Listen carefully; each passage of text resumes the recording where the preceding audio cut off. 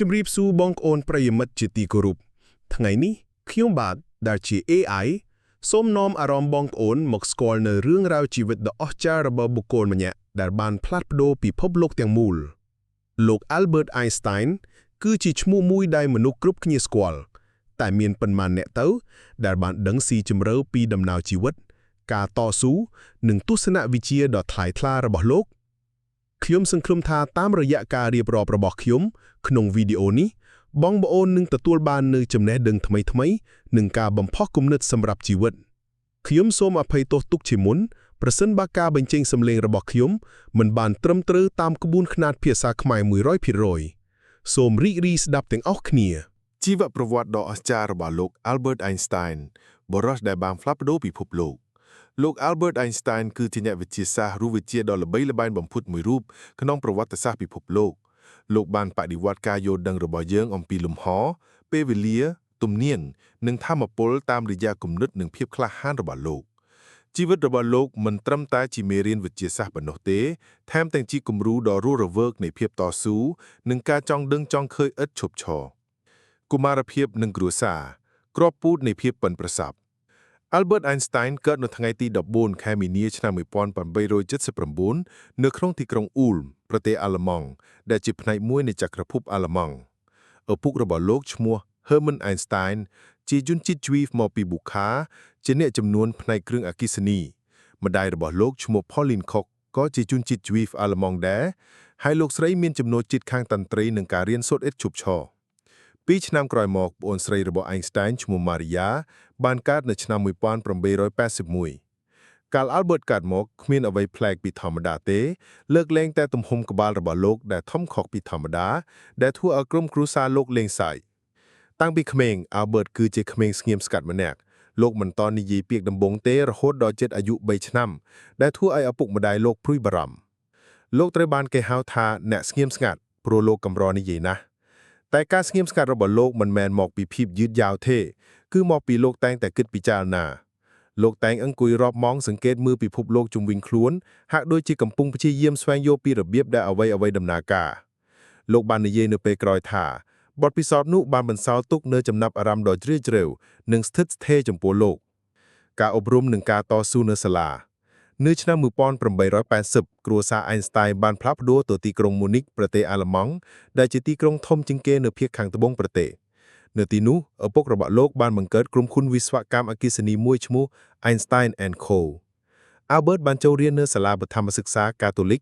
មុនពេលផ្លាក់ទៅ Lupido Gymnasium នៅទីក្រុង Munich នៅឆ្នាំ1887លោកបានស្នាក់នៅទីនោះរហូតដល់ឆ្នាំ1894ពេលដែល Albert ចាប់ផ្ដើមចូលរៀនសាលាមិនសូវល្អសម្រាប់លោកទេលោកមិនចូលចិត្តរបៀបដែលគ្រូបង្រៀនដែលតម្រូវឲ្យសិស្សទន្ទិញមេរៀន Albert មិនចាប់អារម្មណ៍ទៅនឹងការទន្ទិញការពិតទេលោកចង់សួរសំណួរនិងស្វែងរកចម្លើយឥតឈប់ឈរគ្រូរបស់លោកតែងតែខឹងនឹងលោកហើយគ្រូម្នាក់ថែមទាំងសំថាអ្នកជាមនុស្សអាម៉ាណាស់អ្នកនឹងមិនដែលជោគជ័យនៅក្នុងជីវិតទេពាក្យនេះបានធ្វើឲ្យលោកឈឺចាប់ប៉ុន្តែ Albert មិនបានបណ្ដោយឲ្យវាបញ្ឈប់លោកឡើយលោក Albert មានការលំបាកជាមួយមុខវិជ្ជាខ្លះពិសេសភាសាប៉ុន្តែមានមុខវិជ្ជាមួយដែលលោកស្រឡាញ់ជាងអ្វីទាំងអស់គឺគណិតវិទ្យាលោកបានហៅវាថាភាសានៃចក្រវាឡនិងរីករាយក្នុងការដោះស្រាយបញ្ហាដូចជាល្បែងប៉ះពូកថ្មីត្បិតមានការតស៊ូនៅសាលាគ្រួសាររបស់ Albert ជឿជាក់លើលោកម្ដាយរបស់លោក Pauline បានកំណត់សម្គាល់ឃើញការស្រឡាញ់តន្ត្រីរបស់លោកនិងលើកទឹកចិត្តឲ្យលោករៀនវីយូឡុងលោកពូយ៉ាកុបរបស់លោកក៏បានដើរតួនាទីយ៉ាងសំខាន់ក្នុងការបណ្ដុំបណ្ដាលគំនិតរបស់លោក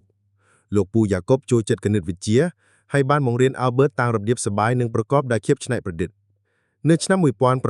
1894ដោយសារអាជីវកម្មឪពុករបស់លោកបារាជ័យគ្រួសារបានផ្លាស់ប្ដូរទៅប្រទេសអ៊ីតាលី Albert បាននៅប្រទេសអាល្លឺម៉ង់មួយរយៈពេលដើម្បីបន្តការសិក្សាប៉ុន្តែលោកមិនសប្បាយចិត្តនឹងការបែកបាក់ពីគ្រួសារឡើយទីបំផុត Albert បានសម្រេចចិត្តចាកចេញពីសាលាដោយមិនបានបញ្ចប់ការសិក្សា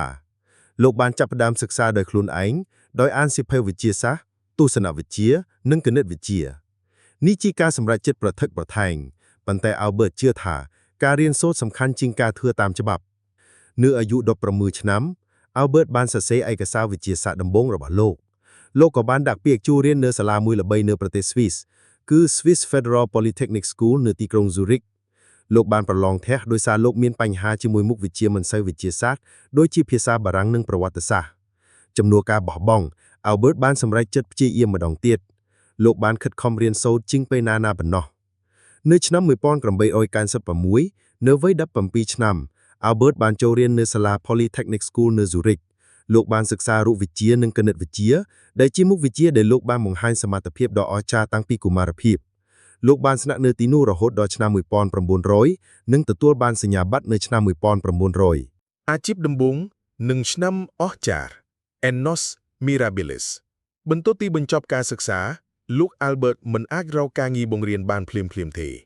លោកបានចំណាយពេល1ឆ្នាំកន្លះព្យាយាមឥតប្រយោជន៍ដើម្បីទទួលបានតំណែងជាអ្នកបង្រៀនឬអ្នកស្រាវជ្រាវនៅសាកលវិទ្យាល័យនានា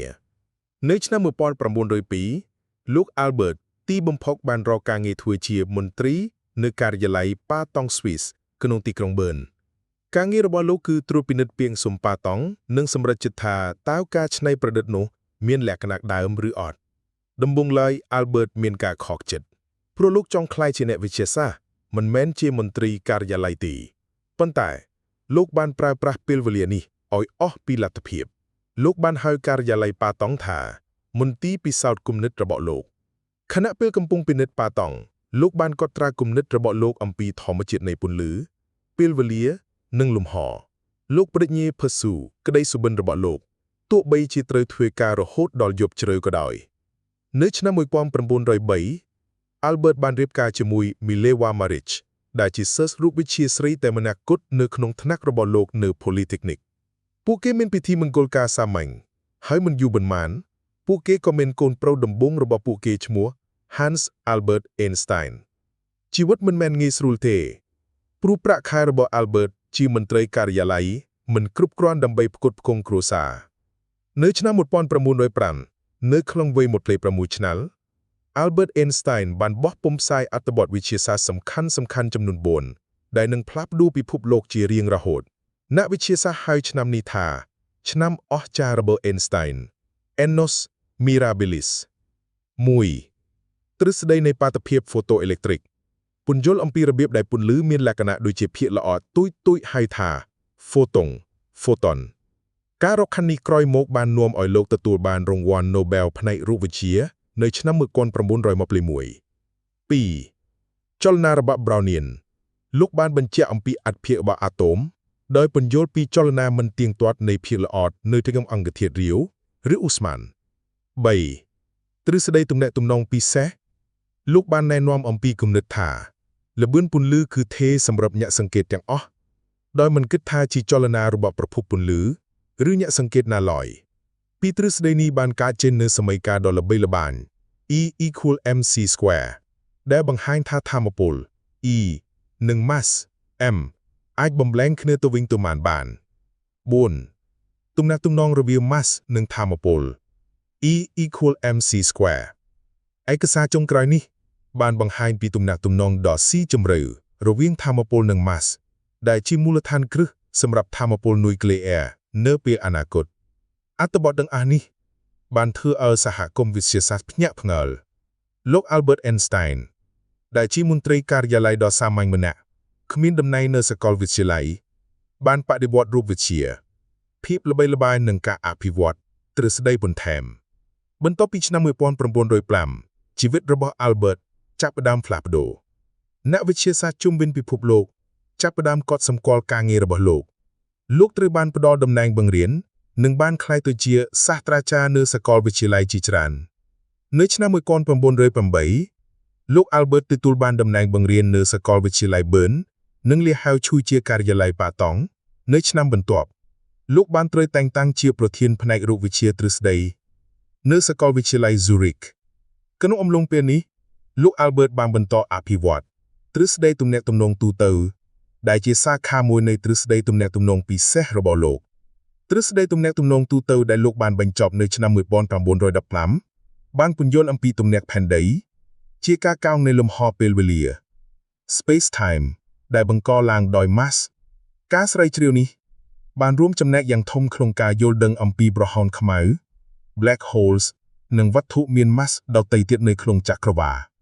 នៅឆ្នាំ 1914 Albert បានផាសទៅទីក្រុង Berlin ប្រទេសអាល្លឺម៉ង់បន្ទាប់ពីទទួលបានតំណែងដ៏មានកិត្តិយសនៅបណ្ឌិតសភាវិទ្យាសាស្ត្រ Prussian នេះជាជំហានដ៏ធំមួយក្នុងអាជីពរបស់លោកព្រោះលោកមានធនធាននិងសេរីភាពពេញលេញដើម្បីផ្ដោតទៅលើការស្រាវជ្រាវក្នុងពេលជាមួយគ្នានោះពិភពលោកក៏កំពុងប្រឈមនឹងសង្គ្រាមលោកលើកទី1ខណៈពេលដែលអ្នកវិទ្យាសាស្ត្រជាច្រើនបានគាំទ្រសង្គ្រាម Albert បានប្រឆាំងវាលោកជឿជាក់លើសន្តិភាពនិងបានប្រើឥទ្ធិពលរបស់លោកដើម្បីលើកទឹកចិត្តការសុខហេមនីនៅឆ្នាំ1919 Albert បានលាលែងជាមួយ Mileva Maric ក្រោយមកលោកបានរៀបការជាមួយបងប្អូនជីដូនមួយរបស់លោកឈ្មោះ Elsa Einstein នៅឆ្នាំដូចគ្នានៅឆ្នាំ1919ក៏មានព្រឹត្តិការណ៍ដ៏អស្ចារ្យមួយទៀតកើតឡើងផងដែរអ្នកវិទ្យាសាស្ត្រអង់គ្លេសបានធ្វើតេស្តទ្រឹស្ដីទំនាក់ទំនងទូទៅរបស់ Albert និងលទ្ធផលបានបញ្ជាក់ថាទ្រឹស្ដីរបស់លោកត្រឹមត្រូវទំនាក់ផែនដីអាចបង្វិលពន្លឺបានព័ត៌មាននេះបានរីករាលដាលយ៉ាងលឿនលោក Albert Einstein បានក្លាយទៅជាឯកសារជនល្បីល្បាញទូទាំងពិភពលោកពេញមួយយប់កាសែតជុំវិញពិភពលោកបានចុះចំណងជើងថាទ្រឹស្ដីរបស់ Einstein បានបញ្ជាក់ថាត្រឹមត្រូវនៅទសវត្សរ៍ឆ្នាំ1920លោក Albert បានធ្វើដំណើរជុំវិញពិភពលោកផ្ដល់ការបង្រៀននិងជួបអ្នកវិទ្យាសាស្ត្រដទៃទៀតលោកបានប្រើកិត្តិយសរបស់លោកដើម្បីតស៊ូអំពីសន្តិភាពដោយនិយាយថាសន្តិភាពមិនអាចរក្សាបានដោយបង្ខំទេវាអាចសម្រេចបានតែពីការយល់ដឹងប៉ុណ្ណោះការភៀសខ្លួននឹងជីវិតចុងក្រោយនៅឆ្នាំ1933ការកើនឡើងនៃរបបណាស៊ីនៅប្រទេសអាល្លឺម៉ង់បានបង្ខំឲ្យ Albert ភៀសខ្លួនចេញពីប្រទេសនៅក្នុងនាមជាអ្នកវិទ្យាសាស្ត្រជីជូលោកស្ថិតនៅក្នុងគ្រោះថ្នាក់យ៉ាងខ្លាំងពួកណាស៊ីបានដុតសៀវភៅរបស់លោកនិងហៅទ្រឹស្ដីរបស់លោកថាជាវិទ្យាសាស្ត្រជីជូ Albert បានផ្លាស់ទៅរស់នៅ Princeton New Jersey សហរដ្ឋអាមេរិកកន្លែងដែលលោកបានចូលរួមជាមួយវិទ្យាស្ថានសម្រាប់ការសិក្សាកម្រិតខ្ពស់ Institute for Advanced Study លោកមានការសោកស្ដាយយ៉ាងខ្លាំងនៅពេលដែលលោកបានដឹងអំពីការបំបែកគ្រាប់បាំងប៉ារ៉ាម៉ានូនៅទីក្រុង Hiroshima និង Nagasaki នៅឆ្នាំ1945លោកបានសោកស្ដាយថាការងាររបស់លោកបានត្រូវបានគេប្រើប្រាស់សម្រាប់ការបំផ្លាញពន្ជ័យនិងបានចំណាយពេលដែលនៅសល់របស់លោកដើម្បីតស៊ូអំពីការបន្ថយអាវុធនុយក្លេអ៊ែរលោកបាននិយាយថាមនុស្សបានបង្កើតគ្រាប់បាំងប៉ារ៉ាម៉ានូប៉ុន្តែគ្មានកណ្ដាលណានឹងបង្កើតអន្តរាបកណ្ដាលណាឡើយទោះបីជាលោកជាមនុស្សម្នាក់ក្នុងចំណោមមនុស្សដ៏ល្បីល្បាញក្នុងពិភពលោកក៏ដោយ Albert រស់នៅយ៉ាងសាមញ្ញនិងសម័យខាលោកបដិសេធមិនប្រើឡាត់យន្តមិនពាក់ស្រោមជើងនិងតែងតែចំណាយពេលជិះទូកទោះបីជាលោកមិនចេះហែលទឹកក៏ដោយការចង់ដឹងចង់ជារបស់ Albert មិនដែលរសូតបាត់ទេលោកបន្តស៊ូសំណួរអំពីចក្រវាឡពីធម្មជាតិនៃប្រហោងខ្មៅរហូតដល់លទ្ធភាពនៃការធ្វើដំណើរតាមពេលវេលាលោកជឿជាក់ថាមានរឿងរ៉ាវជាច្រើនទៀតដែលត្រូវតែរៀនសូត្រនៅវ័យចាស់របស់លោក Albert បានផ្ដោតទៅលើការបង្រួមកម្លាំងធម្មជាតិទៅជាទ្រឹស្ដីមួយដែលជាបញ្ហាដែលនៅតែមិនទាន់បានដោះស្រាយរហូតដល់ពេលនេះទោះបីជាសុខភាពរបស់លោកបានចាប់ផ្ដើមថយចុះក៏ដោយលោកបានបន្តធ្វើការរហូតដល់ដង្ហើមចុងក្រោយរបស់លោកនៅថ្ងៃទី18ខែមេសាឆ្នាំ1955លោក Albert Einstein បានទទួលមរណភាពនៅចម្ងាយ76ឆ្នាំពាក្យចុងក្រោយរបស់លោកដែលនិយាយជាភាសាអាល្លឺម៉ង់មិនបានកត់ត្រាទុកទេព្រោះគិមនុបថ័យការដែលនៅក្បែរលោកមិនយល់ភាសានោះទេទស្សនៈល្អៗទាំង20អំពីជីវិតនិងភាពតស៊ូរបស់លោក Albert Einstein អំពីជីវិតនិងតម្លៃទី1កុំព្យាយាមធ្វើជាមនុស្សជោគជ័យតែត្រូវព្យាយាមធ្វើជាមនុស្សមានតម្លៃទី2មានវិធីពីរយ៉ាងក្នុងការរស់នៅមួយគឺគិតថាគ្មានអ្វីជាអពុហេតុទេមួយទៀតគឺគិតថាអ្វីទាំងអស់សុទ្ធតែជាអពុហេតុទី3ការអប់រំគឺមិនមែនជាការរៀននៃការពិតនោះទេតែជាការបណ្ដុះបណ្ដាលចិត្តគំនិតឲ្យចេះគិតទី4ភាពថ្លៃថ្នូរពិតប្រាកដតែងតែកើតចេញពីការដឹងថាយើងគ្មានអ្វីសោះទី5ខ្ញុំជាមនុស្សម្នាក់ដែលរស់នៅក្នុងភាពឯកោដ៏ឈឺចាប់ទី6 សន្តិភាពមិនអាចរក្សាបានដោយបង្ខំទេវាអាចសម្រេចបានតែដោយការយល់ដឹងទី7ការពិតគ្រាន់តែជាការបំភ្លន់មួយប៉ុណ្ណោះទោះបីជាការបំភ្លន់ដែលស្ថិតស្ថេរក៏ដោយអំពីភាពតស៊ូនិងការចង់ដឹងចង់ឃើញទី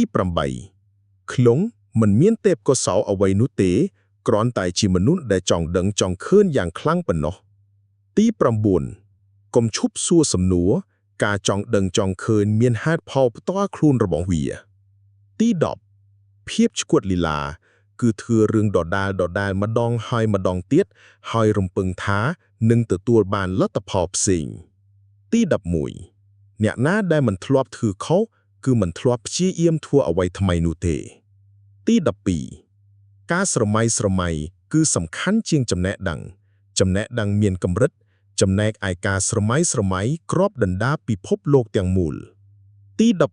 13វាគឺជាអពុហេតុមួយដែលការចង់ដឹងចង់ឃើញនៅរស់រានមានជីវិតបន្ទាប់ពីការអប់រំជាផ្លូវការត្រូវបានបញ្ចប់ទី